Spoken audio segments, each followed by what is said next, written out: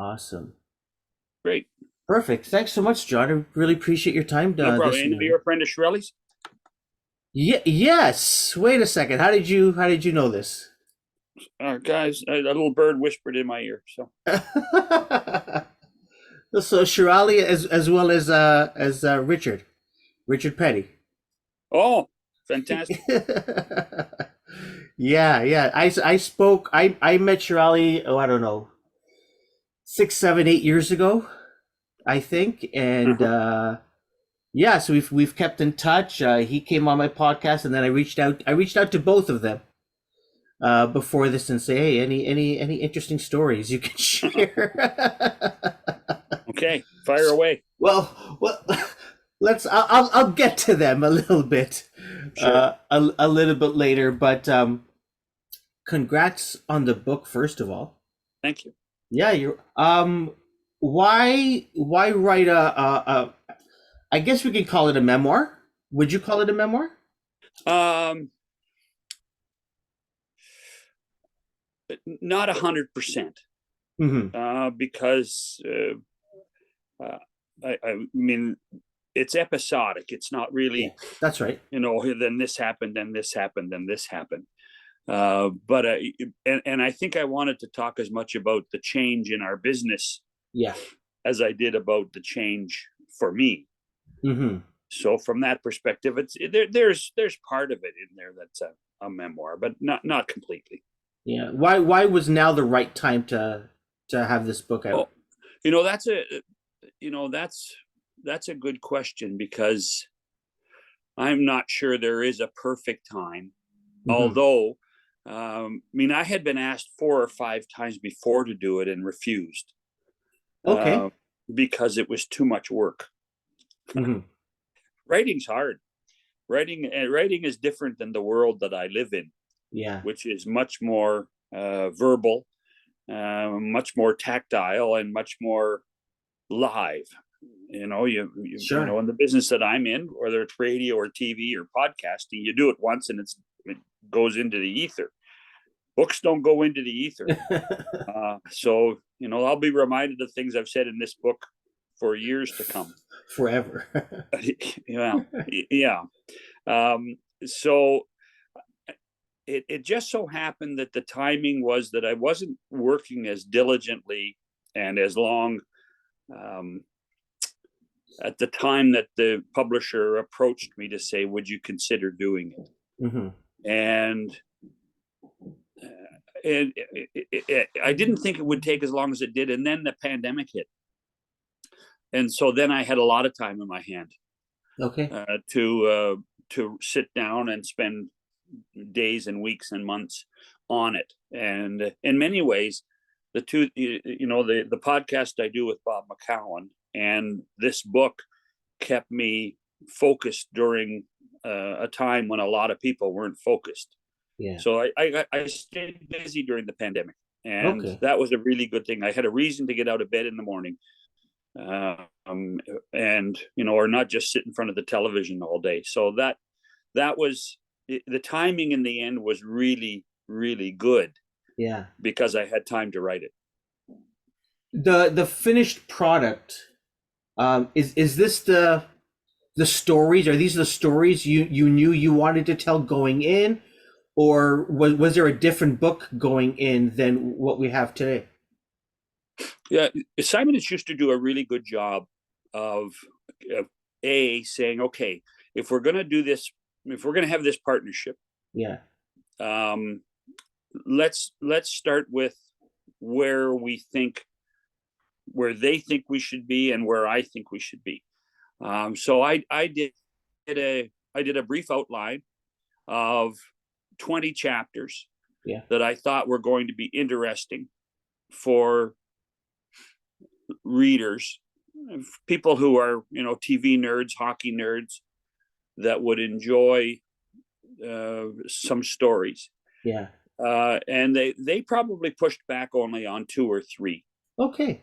So from the beginning, the outline was pretty close to what was originally contemplated. The editor I worked with is a guy named Justin Stoller, outstanding in trying to make sure I stay focused on the stories that I'd promised to deliver. Yeah. And so that was really good for me. He made it very easy to have dialogue. And what he also did was he made sure that I didn't speak over people's head about the television industry or the hockey industry. So I would say something and he would say, well, you're going to have to explain that. Too much inside baseball type that would thing. push me back to the keyboard. Okay. And take a couple of more pages to explain how, television rights and the bidding process for rights, and a bit of the, the behind the scenes issues of the labor strife between the Players Association and the league. He was really very good about it. Yeah. I've read a number of hockey books over the past years. Sammy Jo Small has written a book about her time with the women's national team. Yeah. Harnarayan Singh has written a book, and that was very insightful.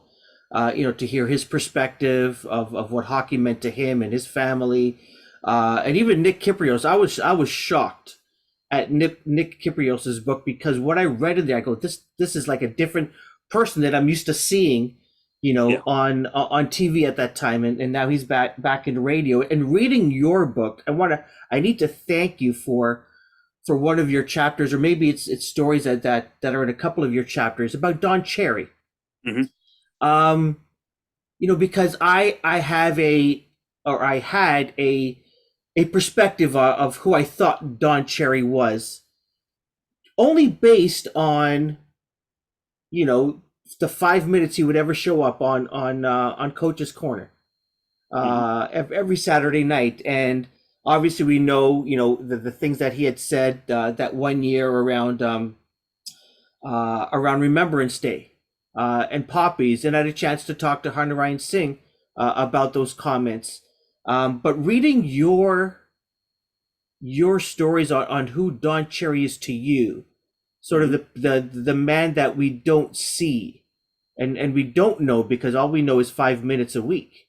So I want to thank you, for that. And, I'm sure that other people that are fans of hockey reading your book would go, I never knew this about the man. Why was it important go ahead, sir. Television is two-dimensional. Yeah. It's not three-dimensional like real people. Mm-hmm. And Don's a real person. Yeah. Don does have real feelings. He the bravado you used to see on Saturday nights, or you used to listen to on the radio show with Brian Williams. That's right. That was a bit of an act, because when you get in this business, you have to simplify and in order to try to communicate and entertain, and you end up starting to deliver to the viewer or the listener what the viewer and listener wants to hear too. So you play a role. Yeah. You're not a person, you play a role. And that's so, and for more than 30 years, it was a really good role for Don. Yeah. But there are upsides and downsides of those types of things too. Listen, Don Cherry is not racist. Mm-hmm. He's not. But I can see how people would be upset with things he said. Yeah.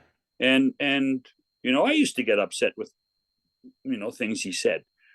But you talk about it, you get over it.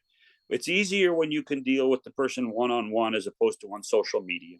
Yeah. And that's the unfortunate part of what Don went through, and what, the reason that I'm sure Rogers pushed back and said, no, here, if you don't apologize, we can't have you on the air anymore. So yeah, it's, Don's at a good place in his life now too. And I'm actually happy for him, because I think he now understands there's more to life than 7 minutes on Saturday night. And because that was, for him, that was all consuming. But as a person, I still love sitting, having coffee with Don and talking about things not necessarily hockey, but about friends and about history and about life. And he's been very good to me. He's been very good to my family. And I think, Kareem, one of the things that if you read the book from beginning to end, loyalty is a very big part of my life. Yes. And loyalty is important. And there are times, not just in broadcasting, but there are times in life right now that we seem to have lost a little bit of that loyalty. And that's something that I felt when I did write the book, that I had to, not defend Don, but explain a little bit of what my friendship with Don is all about, and still is to this day. Yeah, absolutely. And you're honest as well in there. You say, you tell the stories of what Don has meant to you and your family. But then you also say, hey, maybe what he said shouldn't, the times are different today than they were 30, 40, 50 years ago. And maybe you shouldn't have said that. So, I think even your honesty came out. You weren't sort of an apologist, so to speak. No, it was so, and this is something that people laugh at me. We have, in our industry and in the world, we have become so polarized. Yeah. There's a black and a white. Well, you know what? There's only 5% black, and there's 5% white, and there's 90% gray. There's middle, and I choose, publicly, privately, to live in the 90% of gray. Yeah. When somebody has a really bombastic opinion, you can say, well, I can understand that, but have you contemplated this? There is another side to every story. And I think it's important for people to try to understand. I think I'm in the minority now, but I think it's important for people to try out to understand that there is, other factors that go into when the decision's made. And I really learned that more than anything, Kareem, when I worked at the National Hockey League. Okay.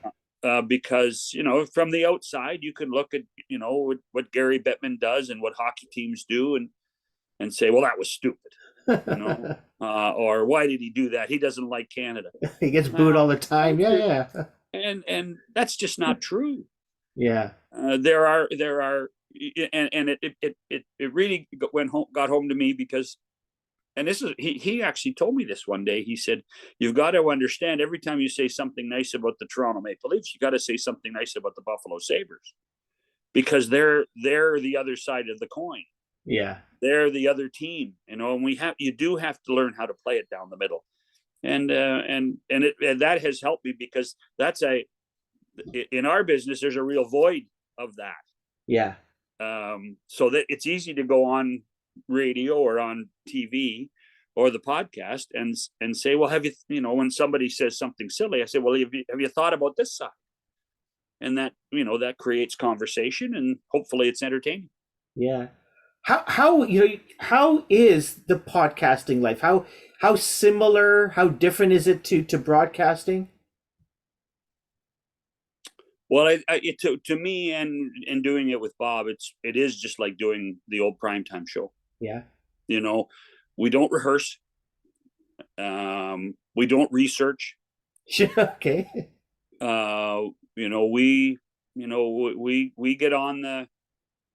We get on the call, 5 minutes before we start to record. Yeah. And we don't edit. If we make a mistake, we correct ourselves on the air and keep going. Yeah. There's not it is 100% content based. There's not a lot of production value. Yeah. In our show, it's 5 days a week. It's relentless, but the good thing is it's you start at 11 and you're done at noon, or whatever time we record. Yeah. And that's nice. Thinking ahead, trying to figure out what stories, people have a difficult time at times understanding that we're not journalists. Sure. We're not. Yeah. We're sports broadcasters. We're not going to have scoops. We're going to talk to people that have big stories at times, but our job more is to entertain more than it is to inform. And so we have fun doing it. Yeah. And we we have a pretty good chemistry, and that Bob is certainly one style of broadcaster, and I kind of fill a void with the other side of the broadcasting. So it's kind of fun. Yes, similar to what we've just talked about with Don Cherry. People have told me, the same thing about Bob McCown. I've had Mary Ormsby. I've had the pleasure of having her Yep. On my podcast, and just I think I asked her, after we stopped recording, is Bob who he is on the radio? And she said the same thing. It was, that's Bob on the radio. That's a character, and he's one of the sweetest men that she knows. And I'm sure it's similar, in terms of the stories you tell about Don and Bob as well.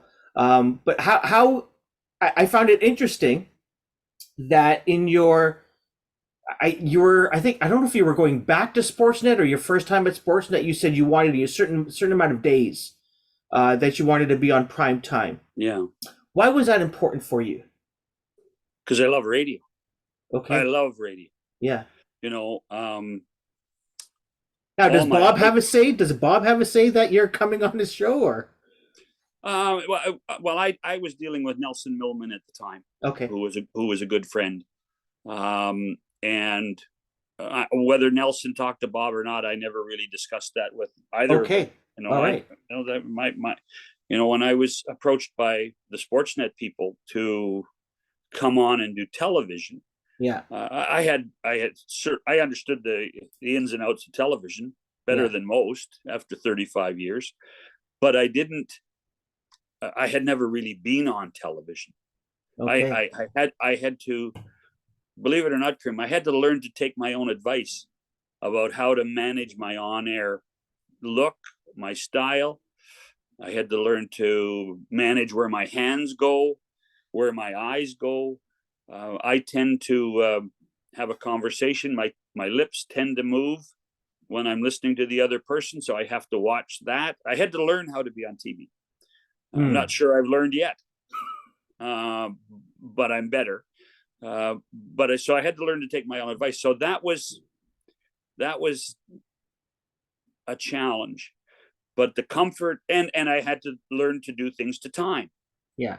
On television, you might get 30 seconds to explain it. In radio, you might get 5 minutes. And I love long form. Yeah. I love sitting and shooting the shit.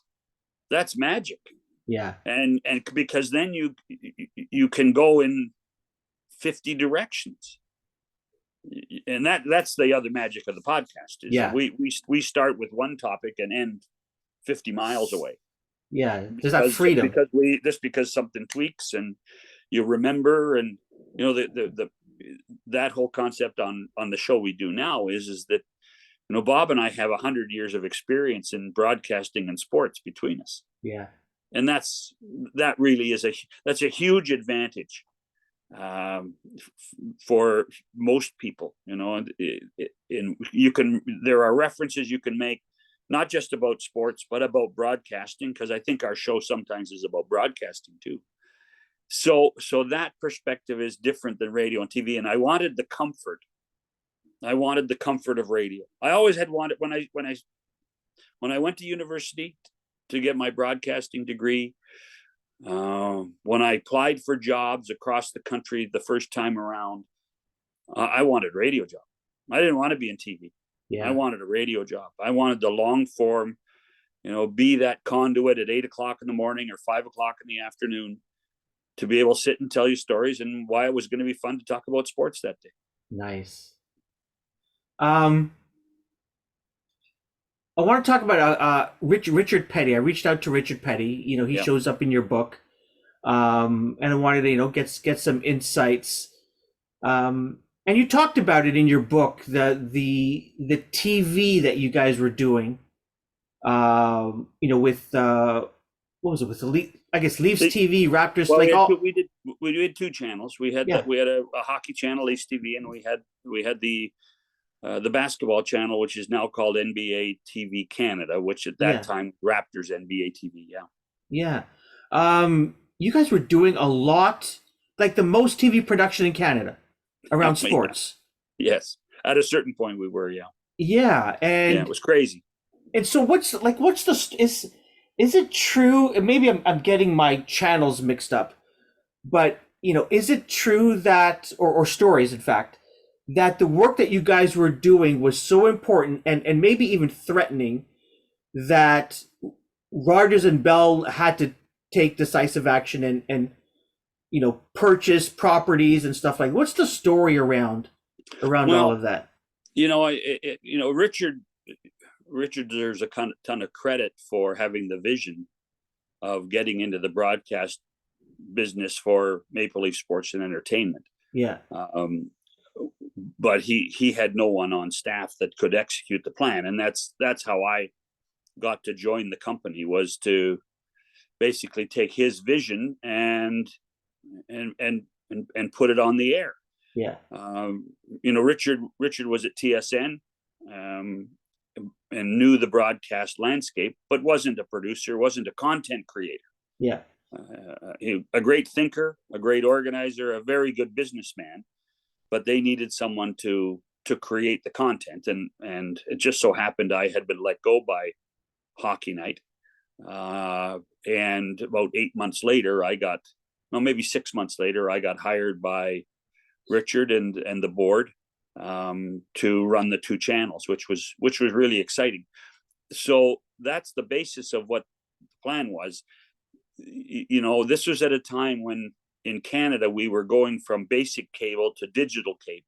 Yeah. And the government allowed, I think it was 40 channels, 40 brand new channels. I'm not sure many of them exist anymore, but 40 channels on the digital platform to create content. And so they applied for 2 licenses, got them. The basketball channel was easy because it was national and there was no other team in Canada because the Grizzlies had folded. Yeah. And so we could put our content from coast to coast, and we also had access to the content from NBA TV Canada, NBA TV in the United States. So that was an easy one to play and to put into process. The Leaf one was more difficult because you had to do it only in the Leaf region. And we had other than classic games, which we had to negotiate and buy from Molson Brewery, we had nothing. So we had to create all this content. We had to build a station out. Yeah. And we had to hire staff. We were close to 50 people at one point creating content a day. And I mean, somebody would say, well, you just, you create 4 hours of content and play it 6 times a day. Richard didn't believe that. I didn't believe that. And we created a really good small unit of people that were nimble, that were creative. And we started building content. And for a period of almost 5.5 years for me, it was so exciting because we were that little insect on the back of the elephant, because we didn't have very much money, but we had this great machine called the Toronto Maple Leafs. Yeah. On the basketball side, the Raptors. We had good relationships with the NHL. And so we just started from scratch and said, what do you think will work? And that's where being creative and being open-minded with other people really made a difference for us. And it was at a time when the industry industry wasn't stagnant, but CBC was doing their thing their way. Sure. TSN was doing their thing their way. Sportsnet was in a good rhythm as well. So there was no chance for taking chances. And so we took a lot more chances because we could. Yeah. And it wasn't going to cost us a lot of money to take chances. And a few things have still stuck. I still, you can watch a few of the networks now and still see some remnants of what Leafs TV did and were the first to do. Leafs Lunch was a Leafs TV invention. The game in an hour, which is now, whether it's Leafs or any team in the NHL or Raptors in 30, that was a Leafs TV invention. And there were things like that, running press conferences live constantly. Leafs TV did that before anybody else. And we did a lot of things. We did a lot of things first that now have become demanded and acceptable by the viewers and the listeners. Yeah. It's like staple. In Yeah. many markets. Yeah. Like Jays in 30, Leafs in 30. It's like constantly. Yeah.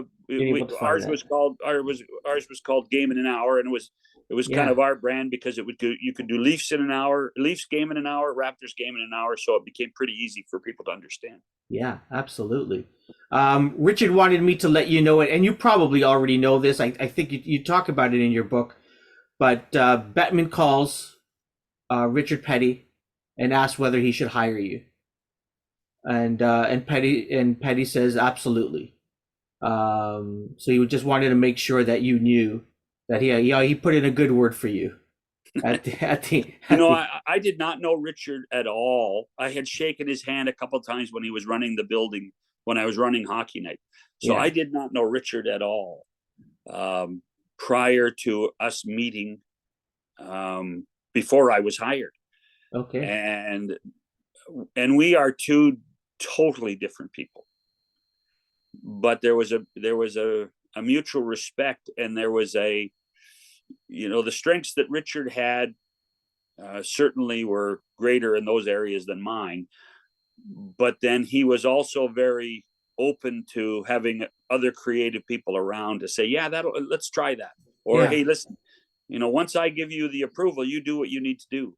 And by the way, Richard taught me more about the business of sports, the pure numbers of sports, than anybody else I've ever worked for.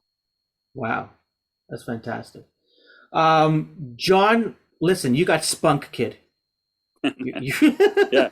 So you talked to a friend of mine, Sherali Najak, who went on to be the executive producer of Hockey Night and now runs the Olympic program for the CBC. He's one of the most talented broadcast executives we've ever had in our country, in any generation, at any time.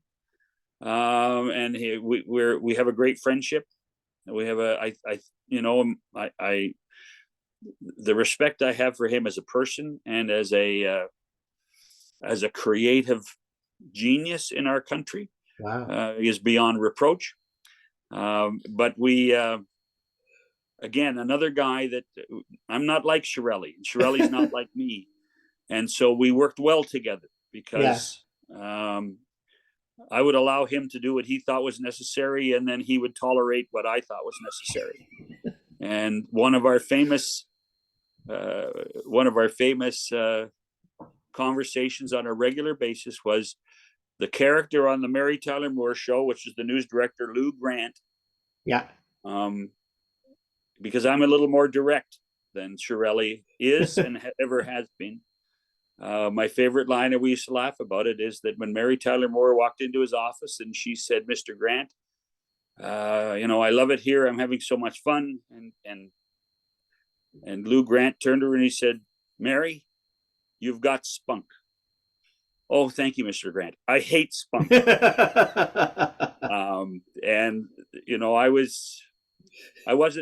not necessarily Lou Grant.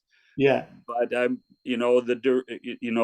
enthusiasm is one thing, but let's get the job done and let's be efficient and let's move on to the next thing. So that's kind of where Sherali and I we met at a place in both of our lives that it worked out very well for both of us. That is it. And to think you thought at one point in time he was your IT guy. Well, yeah, he walked by my office. I just joined, gone to the CBC to run hockey, and I knew no one, and well, that's not true. I knew a few of the announcers, but I didn't know anybody in the office. And this is 1990, 93 or 94, 94, I guess. And the first thing they do is they set you up with your pass, and they set you up with you just take pictures, and then they give you your phone and they give you your laptop. Yeah. Well, I don't really think I'd had a laptop in my life at that point. And and then they're talking about the operating programs and they're talking about, you know, how to log in for email, and they're talking about this. And this is really the rudimentary part of Yeah. when laptops were just coming into being day-to-day use. Yeah. And so I'm nattering away at myself, and I'm typing, and nothing's happening. And this kid walks by, and I figured he was the IT guy. You know? So I yelled at him, "Hey, kid, come on in here, kid. Can you help me with this?" And then that was in September of '94. We've been friends ever since. That's amazing. John, our time is at the end, but if I need to ask you about one story that Sherali told me to ask you about, and this is Wayne Gretzky's last game. And you're in a hallway on intercom, but you're supposed to be somewhere else. You're supposed to be in a truck. Well, so Sherali was our director, and Paul Graham, who now is the biggest executive at TSN in charge of live sports, is our producer. And Madison Square Garden is this big animal where your TV mobile is basically 5 floors below the ice surface. And so the game starts, and you're trying to watch television through what they give you in the TV mobile. And I was getting very frustrated because I didn't think we were telling the stories enough, because I didn't think we were seeing the stories. Okay. You can only, in television, you can only tell the stories what the cameras see. And this was a day where there were VIPs everywhere. There were people milling around. It was as much an event as it was a game that Sunday afternoon against the Pittsburgh Penguins. So at about halfway through the first period, I was just fit to be tied. And I was going to end up being a distraction in the truck. I knew they weren't going to be able to do their jobs properly if I hung around. So I left the truck and walked up the 5 floors to the ice surface, and we had an extra floor director's headset between the benches. And from that position, so I was literally stationed where announcers now do games, but I was on a floor director's headset, and I could see the whole bowl of the building. I could see people everywhere. I could see all the VIPs, and you could get a much better sense and feel for the game there, not to make decisions, because those were Paul's and Sherali's to make, but to just keep consistently giving them information. Okay. So here I was the executive producer, and for one of the first jobs I ever had at Hockey Night in the late 70s was to be a spotter and to, say, here's who's coming off the ice, here's going off on the ice. And here I am, April of 1999, 23 years later, doing the same job. And it was so satisfying because it worked. Okay. And the amount of people we got on the air, amount of pictures of the stories we told of Wayne's last game. Yeah. It was an electric day in so many ways. And I still remember, the things you remember. Wayne coming off the ice as he's to go to the room, and he turns and you can see, I've checked the video. You can see it on the screen. He turns and says, "Hey, John, how you doing?" as he's leaving the ice. And so you go, "Hey, that's," so you felt more part of it as well, which was kind of cool. Because I had been covering Wayne since he joined the NHL in 1979. We knew each other. So from that perspective, to be in the building at that moment, was the right decision for the television show for sure. But it was a great decision just to be there for a spectacular event. And John, what you did was that the beginning of TSN and Sportsnet putting people at the ice level? I don't think so. We had done it the year before at the Olympics in Nagano. Okay. Because we were in charge of host broadcaster for the first time NHLers went to the Winter Olympics. Okay. And we had worked with CBS to put Darren Pang between the benches. And so Darren really was the first guy to be that third person in the booth, or it was at times second person on the broadcast, between the benches. Okay. He was, and it was on a network in the United States that we didn't have a deal with. It was on CBS that year. Wow, that's fantastic. John, thank you so much for spending time with me. I really appreciate it. I've enjoyed hearing your voice on the radio and now on the podcast. And so thanks for all the stories that I heard your voice on. On behalf of Canadians who love hockey, thanks for creating the stories that we've seen over the years on TV. Hey, there's no need to thank me, because this is fun. I've had fun for a long period of time. The highs are high. Make no mistake about it. The highs are high, and riding the roller coaster like I've done, every once in a while to get knocked down and then to fight back, to get back on the high, that might be as much fun as anything that I've ever done. Because every time, I'm one of those guys that people say I have 9 lives. I think I'm in double digits now. So. Well, you keep on bouncing back. The book is Evolve or Die: Hard-Won Lessons from a Hockey Life. The author and my guest has been John Shannon. Pick up this book wherever books are sold. Indigo, Chapters. Go into your local bookstore and ask for it. Yeah, everybody in Windsor, go to Richard's bookstore. We'll give Richard a plug. Go to Richard's bookstore in Essex and buy the book. Or our friends at Amazon have been very good as well. Nice. Has Richard asked you to come into the store and do a book signing and a book reading? No, he hasn't. Who's your agent, John? You need to. So there's a lot of people say I don't need an agent. Some people say I do it pretty well myself. So. Awesome.